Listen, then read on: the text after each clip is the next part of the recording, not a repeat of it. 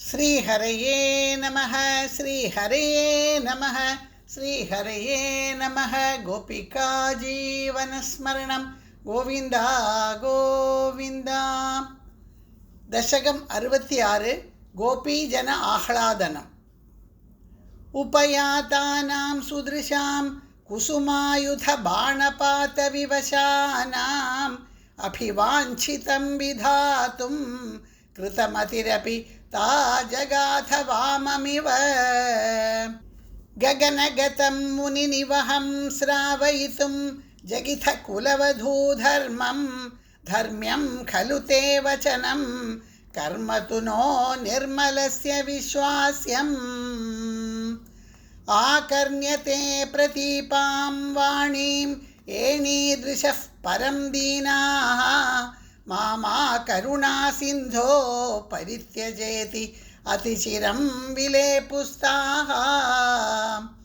तासां रुदितैर्लपितैः करुणाकुलमानसो मुरारे त्वं ताभिः समं प्रवृत्तो यमुनापुलिनेषु काममभिरन्तुम्। चन्द्रकरस्यन्दलसत् सुन्दर यमुना तटान्तवीथीषु गोपीजनोत्तरीयैः आपादितसंस्तरो न्यषीदस्त्वम्। सुमधुरनर्मालपनैः करसङ्ग्रहणैश्च चुम्बनोल्लासैः गाढालिङ्गनसङ्गैः त्वम् अङ्गनालोकम् आकुलीचकृषे। वासोहरणदिने यद्वासोहरणं प्रतिश्रुतं तासां तदपि विभो रसविवशस्वान्तानां कान्त सुभ्रुवाम् अददाः। कन्दलितघर्मलेशं कुन्दमृदुस्मेरवक्त्रपाथोजं नन्दसुद त्वां त्रिजगत्सुन्दरम् उपगोह्य नन्दिता बालाः।